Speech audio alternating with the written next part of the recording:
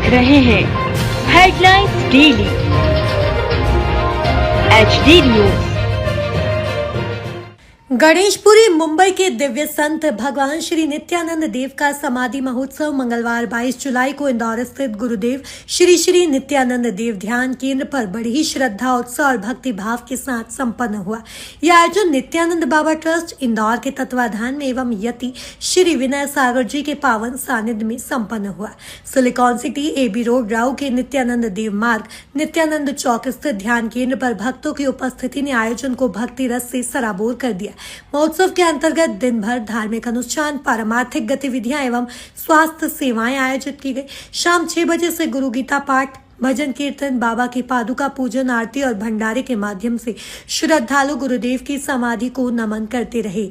इस अवसर पर ट्रस्ट अध्यक्ष कर्नल नितिन भटनागर एवं मंत्री प्रवीण धोका ने बताया कि आयोजन केवल एक धार्मिक अनुष्ठान नहीं बल्कि समाज को आरोग्यता और अध्यात्म का संदेश देने का माध्यम भी है। यति श्री विनय सागर जी ने अपने प्रवचनों में कहा कि नित्यानंद बाबा की कृपा से न केवल सुख शांति और समृद्धि प्राप्त होती है बल्कि असाध्य रोगों से भी बचाव संभव है।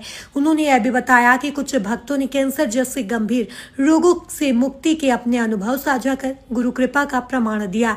यति श्री विनय सागर जी ने मीडिया से चर्चा में बताया कि ध्यान केंद्र पर प्रतिदिन शाम 4 से 6 बजे तक निःशुल्क होम्योपैथिक क्लिनिक का संचालन किया जाता है, जो आयुर्वेदिक, होम्योपैथिक और प्राकृतिक चिकित्सा के माध्यम से रोगियों को लाभ पहुंचाया जा रहा है। समाधि महोत्सव के अंत में भक्तों को स्वच्छता अपनाने, अन्न, जल और बिजली की बचत का संकल्प भी दिलवाया गया। ये पावन उत्सव श्रद्धा, सेवा, स्वास्थ्य और समर्पण का अनुपम संगम बना, जिसमें आध्यात्मिक ऊर्जा के साथ समाज को जागरूकता का सशक्त संदेश भी मिला।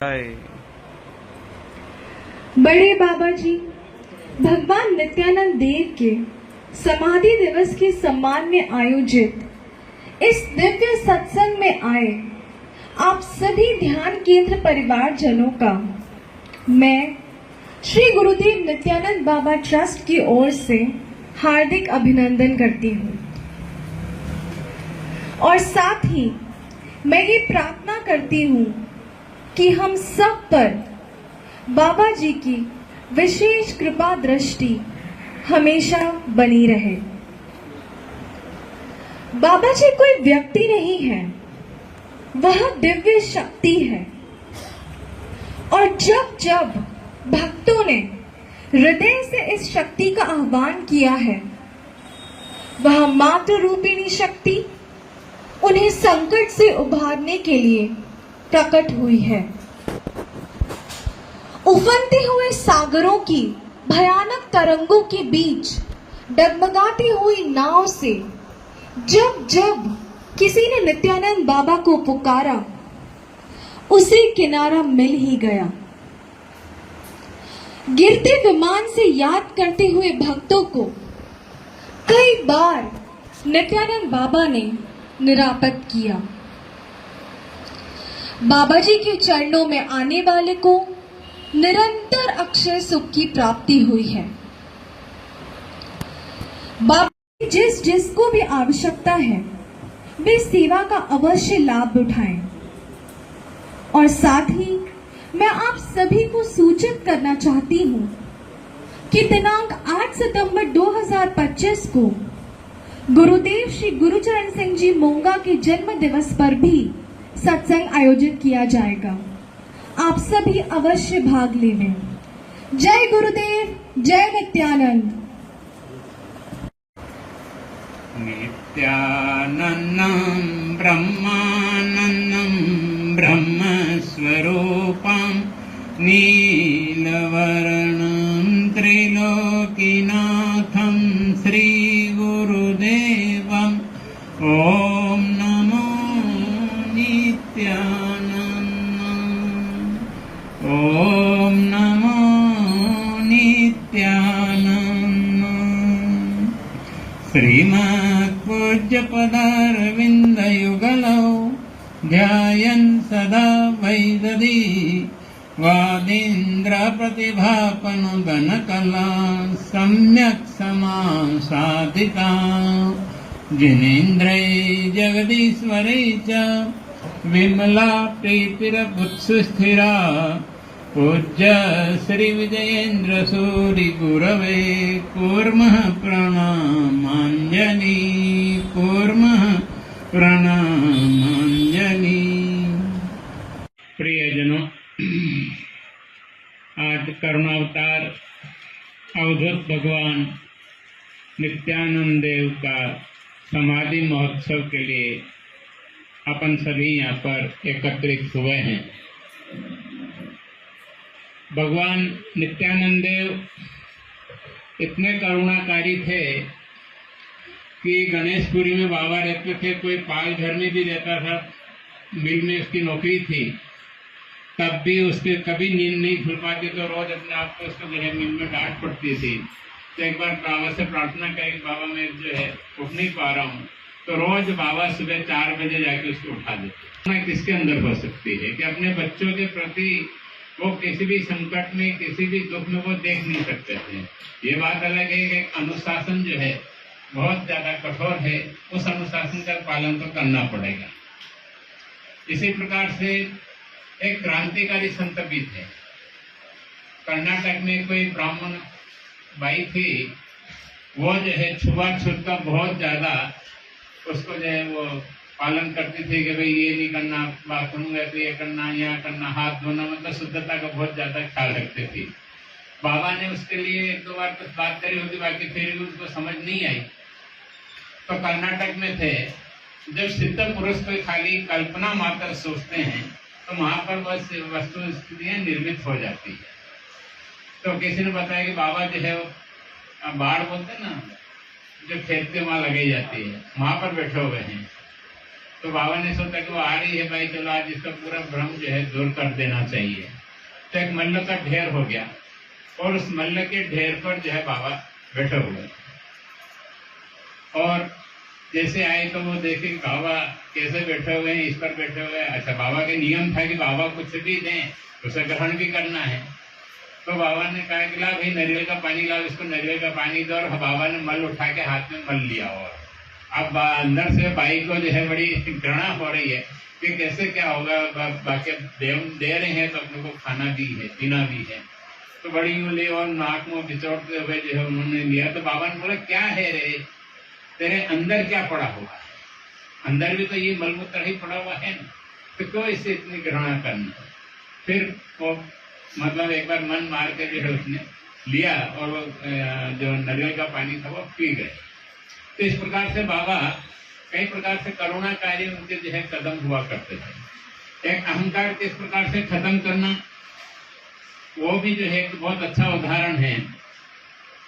एक संगीतकार बड़ा आया, बाबा बाहर विराजित थे बैकुंठ में ही, जो अभी समाधि मंदिर है उसे जो है बैकुंठ कहते हैं।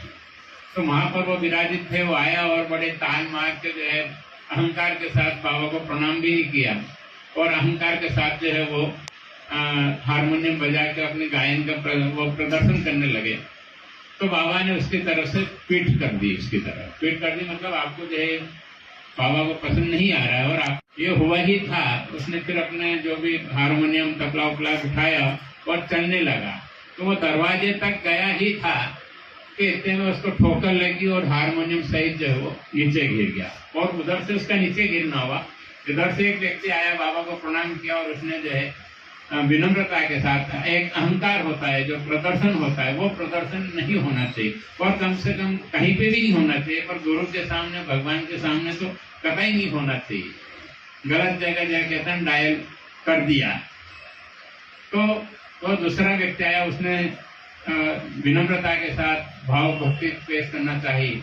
वो देख के वो व्यक्ति वापस जो गिर गया था वो भी वापस आया, बाबा को प्रणाम किया, और फिर उसने विनम्रता के साथ वहां पर जो है अपनी भजन प्रस्तुत किए। उसके बाद जब 2-4 भजन गाए, बाबा ने जो है उसको सम्मान किया, साल और आशीर्वाद दिया, बोला कि बेटा ये उसकी परमात्मा की माया है, तुम कहाँ इसमें कौन हो, कोई खेत की मूली हो। इसी प्रकार से बाबा जो है, एक भाई थी आदिवासी, मतलब कर्नाटक की ही बात है, उसके जो है दूध की नली में विष घुमा हुआ था। तो 3 बच्चे हो गए, उसको तीनों बच्चे जो है गुजर गए थे, क्योंकि 2 दिन 3 दिन विष किया तो बच्चे ने तो मतलब गुजर गया। बाबा वहां से निकल रहे थे, वह जो बाई थी वह थी, तो उसके जो है यहाँ पर उन्होंने एक थप्पड़ मारिया, कहते कि ऐसे स्पर्श किया। स्पर्श करने के बाद जो है आदिवासियों में ये सब बहुत ज्यादा होता है कि कोई पर पुरुष इस प्रकार से उनको स्पर्श करना है, इस प्रकार से कोई कार्य है उनको बिल्कुल ही सहन नहीं होता है। वो दौड़ती हुई गई गांव में, वो कि वहां पर एक नंग धड़ंग बाबा ने जो है मेरे को छू लिया। अच्छा, होता क्या है कि हमेशा पक्ष में भी होते हैं, विपक्ष में भी होते हैं। तो जो पक्ष में होते हैं वो देख रहे हैं कि यार पूरे गांव के जो है लठ वठ लेके बाबा को मारने के हिसाब से वहां पर आए। बाबा जो है पेड़ के ऊपर जाकर बैठ गए, और जैसे वो आना हुए तो उन्होंने बोला मैं इधर बैठा हूँ, मैं जो है इधर बैठा हूँ। क्या है, बाबा ऊपर बैठे, बोले नीचे आओ। तो मैं आता हूँ, 2 मिनट रुको। इतने में किसी ने बोला कि मेरी बात सुन लो। बाबा ने बोला कि मेरी बात सुन लो। तो लोगों ने कहा कि नहीं, हम तो नहीं ये करेंगे। तो हर व्यक्ति 100 व्यक्ति में 10 व्यक्ति बुद्धिमान होते जरूर है, और 100 व्यक्ति में 10 व्यक्ति मूर्ख भी होते हैं। तो बुद्धिमानों ने बोला कि अपने को मारना है ना, इसके बाद सुन लो, उसके बाद मार देंगे, क्या फर्क पड़ा, 10 मिनट बाद मार लेंगे। बेटा तेरे अभी तक 3 बच्चे हुए, अभी किसी को पता नहीं था। तो हाँ 3 बच्चे, बोले 2 दिन में 3 दिन में सब गुजर गए। तो हाँ गुजर तो गए। तो लोगों के अंदर एकदम भाव उत्पन्न हो गया, ये इनको कैसे पता चली। बोला कि मैंने जो इसके दूध की जो नली आ रही थी उसके अंदर विष आ रहा था, तो इस विष को मैंने रोक दिया। अब तेरे जाएंगे तो बच्चे होंगे आराम से, और 3 बच्चे और होंगे। इस प्रकार से करके वो फिर गाँव में वो सभी लोग जो मारने पीटने आए थे बाबा को, पूरे बाबा को सम्मान से गांव में ले गए, ढोल धमाका करके नगर प्रवेश कराया। 2-4 दिन बाबा वहां रहे और फिर वापस वहां से निकल गए। इसी प्रकार से एक बार जो है बाबा घूमते घूमते श्रीलंका पहुंच गए। तो एक तो बिना परमिट के वहां जा नहीं सकते थे, स्टीमर में बैठ के चले गए। तो वहां पे राजा के पास टेस्ट किया गया भी जो है बिना उसके आ गए हैं, तो चलो इनको जेल में डाल दो। जेल में डाल दिया। तो बाबा जो है जेल में बैठा था और बाहर जो है घूम रहे थे। तो किसी ने बोला कि मंत्री कोई निकल रहा है, तो वो साधु तो बाहर घूम रहा है। तो नहीं, हमने तो अंदर डर पाया, देखो पता करो। तो वो तो जेल में और बाहर भी था। तो फिर वापस राजा खुद आया, बाबा के चरणों में माफी मांगी, और उनको बोला जब तक आपको विराजना है या विराजिए, हम कोई वो नहीं करेंगे। इसी प्रकार से बाबा जो है आपको हर जगह बचाते भी हैं, और जो तकलीफ है उसको दूर बिना कहे भी कर देते हैं। एक तो काम वासना बहुत ज्यादा थी, तो बाबा एकदम बैठे हुए थे, आया वो व्यक्ति लकड़ी हाथ में ली और बहुत जोर से उसके जो है कमर के यहाँ पर जो है मार दिया, और वो वहीं पे नीचे गिर गया। इतनी तेज पड़ी थी उसकी लकड़ी बाबा की। तो लोगों ने बोला बाबा आपने ये क्या कर दिया, बेचारा बेकार लंगड़ा हो गया था। तो बेटा तुम लोग समझते नहीं हो, इसको जो है काम वासना बहुत थी, इसके कारण ये जो है प्रभु भजन नहीं कर पा रहा। क्यों बेटा तेरा ऐसा हो रहा था? हाँ बाबा अपने तो हो रहा था। बोला अब जाकर आराम से तो भजन कर।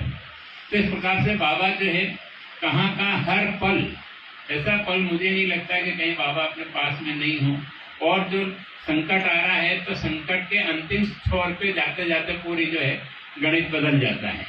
पूरा पश्चिम से जो है पूरा पूरब की तरफ आके वो कार्य जो है प्रारंभ हो जाता है। जो है करुणाकारी कह सकते हैं, उनके अंदर करुणा जो है लोगों के प्रति भरी हुई थी। तो आज उनका समाधि दिवस है, तो समाधि दिवस के लिए आज हम सभी जो है आप सभी लोगों के लिए बाबा से प्रार्थना करते हैं कि वह जो है अपनी करुणिक दृष्टि आप हम सभी पर रखें, ताकि हम भी अपनी बाबा के बताए मार्ग पर चल सकें। पर वह गुरु कृपा से ही हो पाएगा। तो बाबा से पुनः प्रार्थना करता हूँ कि हम लोग सभी बच्चों पर अपनी कारुणिक दृष्टि रखें, ताकि वो श्वास जो प्रश्वास जो आ रहा है जा रहा है वह बाबा के निगाह में ही आए। ऐसे सबके लिए मैं बाबा से प्रार्थना करता हूँ। तो आज के दिन आप लोग हम सभी यहाँ पर एकत्रित हुए हैं। हर बार की तरह एक बार भी सूचना है कि मुझे पता चला कि पिछली बार जो है जूठा बहुत छोड़ा गया था। तो सभी से निवेदन है कि ये तो बाबा का प्रसाद है, ठीक है, पर जहाँ पर भी कहीं जा रहे हैं अपन, अन्न ही ब्रह्म है, इस वाक्य को समझते हुए आज करोड़ों लोग ऐसे हैं भारत में जिनको 2 टाइम की रोटी नसीब नहीं होती। सुबह मिल गए तो शाम को भूखा सोना पड़ता है, या फिर जहाँ शादी विवाह समारोह है वहाँ पर जो झूठा आप लोग छोड़ के आते हो उसमें से वो बच्चे बीन बीन कर खाते हैं, तो अपने लिए शर्म की बात है। और अन्न का अपमान, अन्न को आप कहीं पे भी छोड़ दीजिए, कोई फर्क नहीं पड़ेगा। और अगर अन्न आपको 2 घंटे 3 घंटे नहीं मिला तो नानी का के सब याद आ जाती है। तो सभी से निवेदन है कि भोजन उतना ही ले, 4 बार लीजिए 6 बार लीजिए, उसकी कोई चिंता नहीं, पर भोजन उतने ही ले जितना आप ग्रहण कर सकते हैं। तो इन्हीं भावों के साथ जो है बाबा को पुनः प्रणाम करते हुए सभी के लिए मंगल कामनाएं करता हूँ। ओम सं। अवतार भगवान नित्यानंद देव का समाधि महोत्सव है और इस उपलक्ष्य में दोपहर में रुद्राभिषेक हुआ है और शाम को 6 बजे से संकीर्तन हुआ, भी आरती हुई है। उसके पश्चात जो है ऊपर जो है भोजन प्रसादी का आयोजन रखा गया है। क्या संदेश है आपका सभी भक्तों के लिए आज नित्यानंद देव जी की समाधि? बाबा की समाधि के ऊपर हर व्यक्ति को संकल्प लेना चाहिए, अनाज का, बिजली पानी और का जो है अपव्यय न करें। समाधि के दिन आज इससे अच्छा और सुंदर बाबा को श्रद्धांजलि देने का कोई वो नहीं होगा। बाबा के कुछ चमत्कारों का वर्णन आपने अपने उद्बोधन में किया है, क्या कहना चाहेंगे भक्तों के लिए? भक्तों को तो यही है कि बस जितना संकल्प और समर्पण के साथ बाबा को स्मरण करेंगे तो 24 घंटे बाबा उनके साथ अपने साथ में पाएंगे। वो नित्यानंद देव ध्यान केंद्र जो सिलिकॉन सिटी नित्यानंद देव चौक में स्थित है, क्या कहना चाहेंगे, किस तरह से यहाँ पर वर्ष भर धार्मिक पारमार्थिक गतिविधियां चलती है? यहाँ पर पिछले 2013 से यह ध्यान केंद्र संचालित है। गुरु पूर्णिमा, बाबा का समाधि दिवस प्लस मेरे गुरुदेव का जो है जन्म दिवस और उनकी पुण्यतिथि के, ये 4 आयोजन तो फिक्स होते ही हैं। उसके बीच में किसी व्यक्ति का जन्मदिन होता है, कोई शादी की सालगिरह होती है, तो उसका जो है गुरु गीता और का पाठ जो है यहाँ पर करवाते हैं। और प्रति गुरुवार को, प्रति रविवार को जो है गुरु गीता का सामूहिक रूप से पाठ होता है। 12 महीना जो है निःशुल्क होम्योपैथिक क्लिनिक चलता है, जिसमें दवाई और रोगी सभी जो है निःशुल्क दिया जाता है। कुछ ख्यातिनाम विशेषज्ञ यहाँ पे अपनी सेवाएं देते हैं, निःशुल्क स्वास्थ्य सेवाएं भी देने आते हैं बीच बीच में, क्या कहना? हाँ जी, प्रति माह के दूसरे रविवार को महामंडलेश्वर सुरेशानंद जी महाराज हैं, उनके सिखाए हुए व्यक्ति यहाँ पर आकर नाड़ी परीक्षण करते हैं। पुराने समय में किसी प्रकार का कोई मशीन आदि नहीं उपलब्ध होती थी। उस समय ऋषि मुनि अपनी नाड़ी देखकर आपके रोग का निदान करके उसको जो है औषधि द्वारा आपको रोग मुक्त कर देते थे।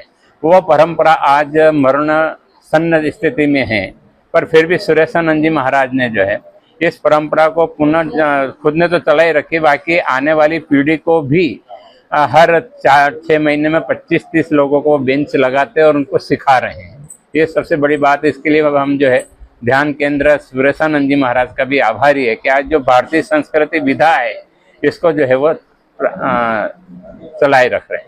हमने देखा कि नित्यानंद देव जी को मानने वाले कई भक्त जो कि गंभीर बीमारियों से ग्रस्त थे, उनकी बीमारियां दूर हुई, क्या कहना चाहेंगे भक्तों के लिए? हाँ, इससे कैंसर के कई रोगी हैं, अभी यहाँ थे, अभी वो चले गए हैं। कैंसर के रोगी हैं या डेंगू है। जिस समय कोरोना काल था उस समय करीब 600-700 लोग को बाबा की कृपा से ठीक हुए हैं और उसमें से केवल 2 वेंटिलेटर पे गए हैं। तो वेंटिलेटर पर गए हुए व्यक्ति भी ठीक हो गए हैं। बाकी किसी को हार्ट की प्रॉब्लम थी, वो 1-2 गुजर गए, वो एक अलग बात है।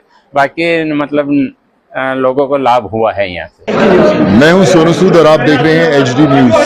नमस्कार, मैं आशुतोष राणा। HD न्यूज के सभी दर्शकों को मेरी बहुत सारी शुभकामनाएं। हाय, मैं हूँ दीपिका सिंह और आप देख रहे हैं HD न्यूज। हाय, मैं हूँ बिंदु दारा सिंह और आप देख रहे हैं HD न्यूज।